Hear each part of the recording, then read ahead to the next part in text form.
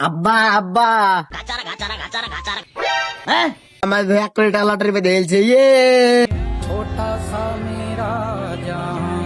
ও তো লাচিস নিয়ে লটারি খেলে হারিয়ে দিবে, তাড়াতাড়ি আমার কাছে নিয়ে আয়। না না তোমার কাছে যাব না।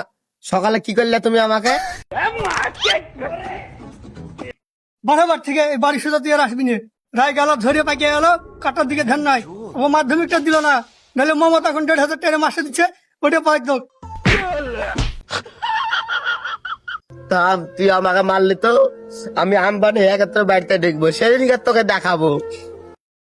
1 কোটি টাকা তো পেয়ে গেছি, এখন কলকাতা এয়ারপোর্টের পাশে জমি কিনবো, কিনে ওখানে ঘর গিয়ে থাকবো। আর তোমার বাড়িতে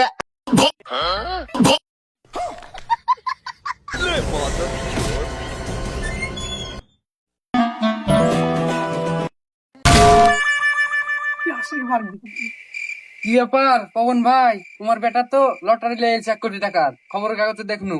তো তোমার বেটা কিরকম থেকে গেল, টাকা মাকা তুলতে মিলতে গেল নাকি?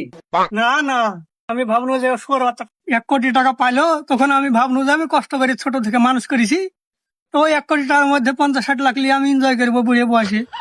তো রে বান্দি, সব টাকা মাকা নিয়ে বলে কলকাতায় পালিয়ে গেল, হন এয়ারপোর্টে বাড়ি করবি। আরে ছি ছি, তোমার বেটাকে তো আমি ভালো ভাবতো। তোমার বেটা তো ভালো না। তোমার বেটা এই কাজ করলে তোমার সাথে, তুমি আবার এই বুড়ি বয়সে কি এনজয় করবা? তোমার 1 পা মাটিতে আর 1 পা কবরে। তুমি এখন নামাজ পড়বা, আল্লাহ বিল্লাহ নাম করবা, তারপর তুমি এখন এনজয় করবে বললে হয়? আমার যাতা বয়স বেশি, যে এনজয় করার বয়স চলে এসেছে। আমার একটা বেটা হয়েছে, তুই নেই বান্ধা তো কিছু হয়নি। নাহলে তো তোর 2-3টা ছেলে হইতো, তুই বড়ি হাত দিকের দিন। কোন ঠেক বয়স? আমার থেকে তো তুমি 3 বছরের বড়।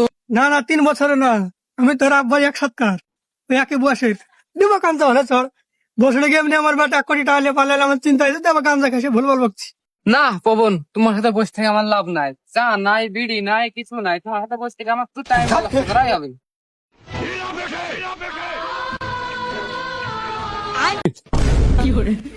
तेरी माँ का भोसड़ा।